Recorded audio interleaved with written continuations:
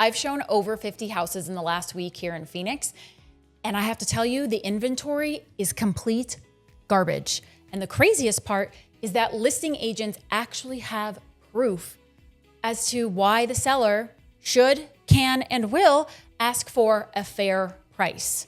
Well, I'm going to be exposing the Phoenix market today.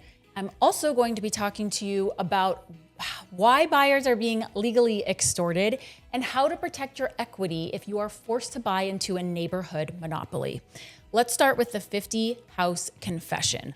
There is no way to explain what it is that we have been experiencing this last week. It's a huge disappointment when somebody has, we'll just call it $500,000 to $700,000 to spend on a house, and you walk into what we've been walking into. It's a joke.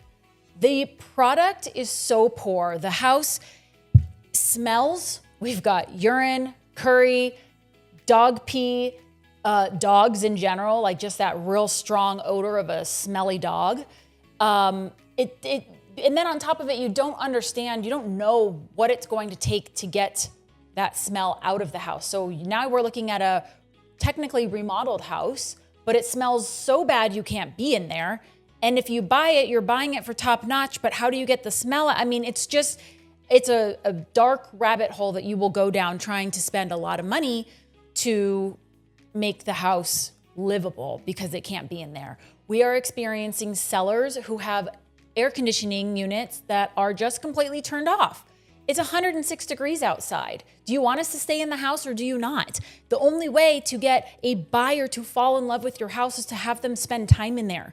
Well, in Arizona and 106 degrees, you don't have a choice. You need to turn the air conditioning on. You can't be that cheap that you're not willing to pay your AC bill to get your house sold.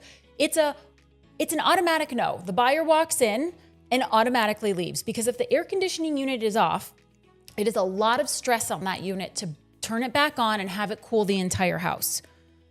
So now the air conditioning unit, we know, isn't going to be in great condition. I mean, it has been so deceiving, these pictures. You see them and they're white and it's gold, or it's white and it's black, or it's like all wood. And then you get there and you open a cabinet and it's actually not wood cabinets. It's a particle board with a sticker on it that looks like a wood grain.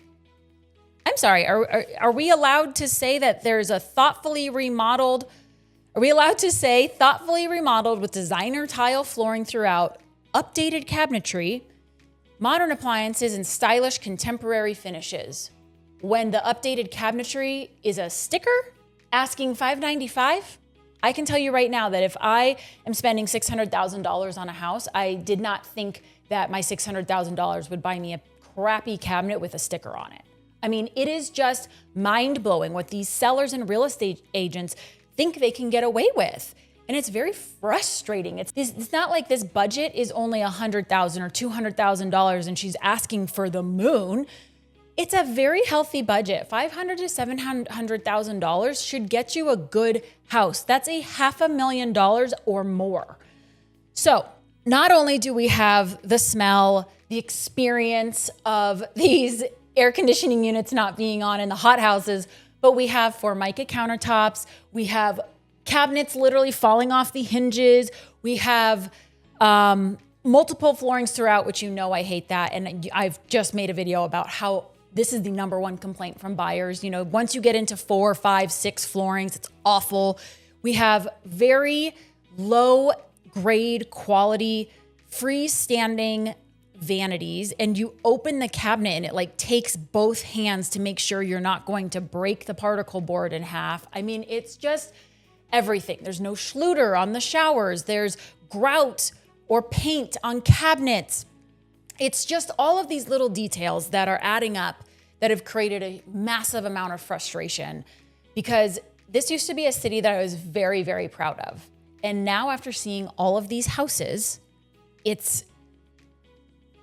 there's nothing to be proud of. The housing market is not in a great spot right now, in my opinion, but I'm going to explain to you the interest rate lock-in and why I think the product is garbage. So everyone who purchased a house and has a low interest rate, they aren't moving. They are staying. Unless they have a serious need to move, they're not going to, because not only are they giving up their low interest rate, they're going to be spending a lot more money on the house and every single month. So where does that leave us? That leaves us with the people who have owned a house for 50 years, who've never made an update on that house that they've owned for 50 years, that probably backs to a main street, and that's what's on the market. And they bought it for $83,000 in 1990, and now they're asking $700,000 into 2026. That's what we're dealing with right now. And when you look at the map, I find it very interesting. Most of these houses that are for sale are backing to apartments, backing to commercial, backing to a main street. It's a lot of these houses. There are houses on interior streets, but I find that very strange. Number two, we have houses that have simply been neglected. You know, a flipper thought that they could come in, they purchased the house for low, they put their lipstick on a pig on the house, and then all of a sudden they think it's worth $700,000 when they really did not do a good job. And it's in that crappy neighborhood, and it's not in a great zip code, right? It's like all of these things add up. And I think that what I'm frustrated about is that the good houses are being lived in. Those good houses are owned, and because of the interest rate, we're just locked into this weird space of people not wanting to move. So let's talk about the comp illusion, the comparable sales illusion. If you don't know, now you will know, real estate agents can make a house look as expensive as they need to or as inexpensive as they need to.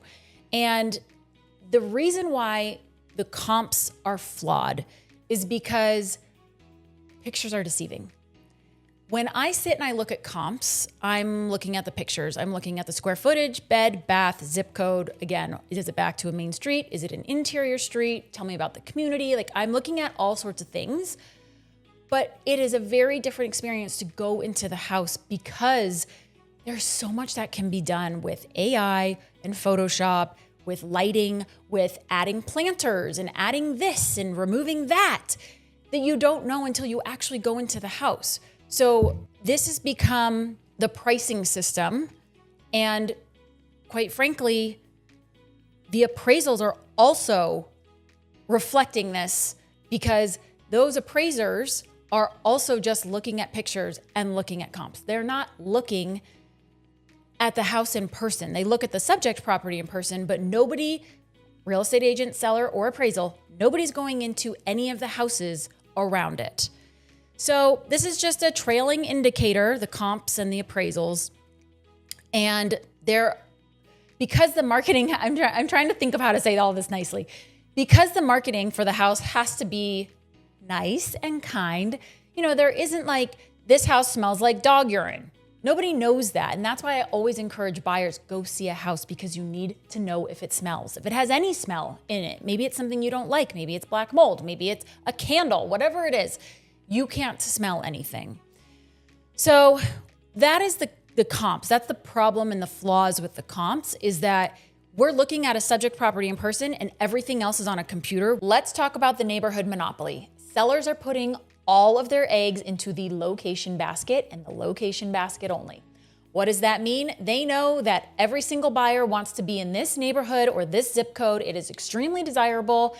And they're willing to price it for whatever they want. They're willing to wait to get their number, and they're stubborn as hell.